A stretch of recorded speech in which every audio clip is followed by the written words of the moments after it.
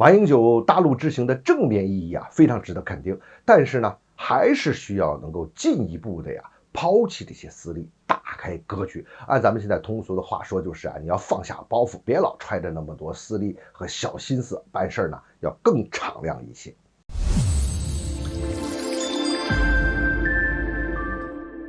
欢迎来到张斌观察，我是张斌。那首先说一下我在这边说的这个私利并不是马英九个人的一己之私，不是为他个人谋什么私利。咱们客观的说，马英九在他的私德，在他的操守方面，那咱们还是没得话说的。我说的这个私利其实呢，他还是没有跳出他的一党之私，没有跳出这个国民党对两岸的论述和国民党的那点一党的利益。如果是在这个圈子再走下去的话，它很有可能导致在客观上让国民党反而变成统一的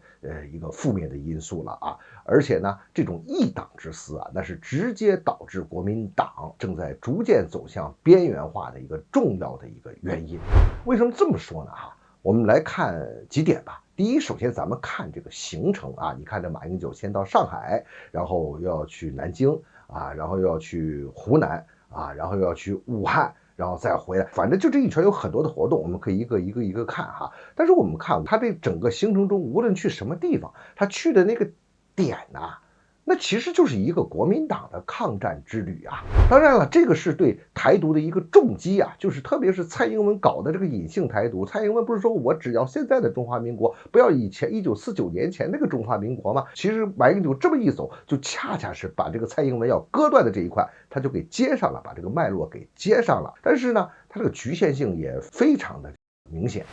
因为这次你看他这趟是国民党的这个历史的攻击之旅，但是你要知道这个抗战这个事情本身，它就是在这个历史时期中国的各个党派以及全国人民联合在一起的一件事情，是我们全国人民做出了巨大牺牲取得的反法西斯反侵略的胜利嘛，也不是只归到你国民党的一家的头上。当然了作为马英九，他是一个国民党的党员，也是这个国民党的这个前在台湾地区的这个国民党的所谓这个领导人，那么他站在这个立场上也不足为奇。我们再看他这个行程他没有去北京，当然出于政治上的考虑，他不去北京我们是可以理解的。另外一个，他回避了去陕西。他为什么呢？因为在他这个行程期间我们陕西那边要搞一个这个公祭活动，就是这个宣言黄帝陵的这个公祭活动，这个正好就是把这个历史脉络能接到一起。而且这次活动呢，是咱们国务院的台办还有这个侨办和陕西省政府联合主办的这个活动。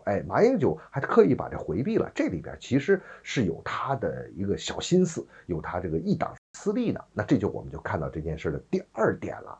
就是呢，他更偏重这个一党的利益在台湾地区这国民党该怎么办？这和马英九个人的个性他也有一定的关系，不能说没有关系，但是更主要的是那个整体的那个大环境就是这样。说这个马英九他强调这个两岸的联系强调这个历史的脉络的完整性，但是呢，话又说回来了，台湾能走到今天，台湾地区台独搞的这个所谓去中国化，把两岸的脉络给割开，难道你马英九就没有关系吗？是不是你看从蒋经国之后，后来就是李登辉，后来就是陈水扁，再紧接着就是马英九再是现在蔡英文，这都是所谓的台湾地区的这个领导人。他们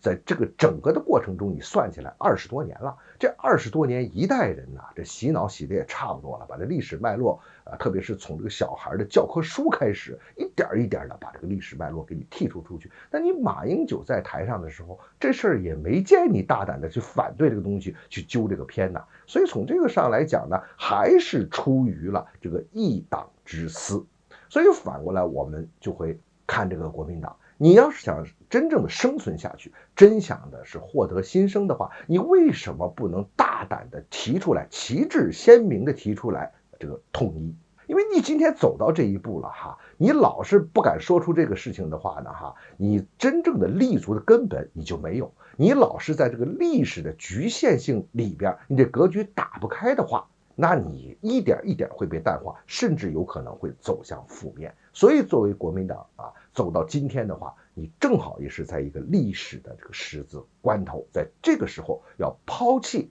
一党之私，去除历史的局限性，打开这个局面，才有新生。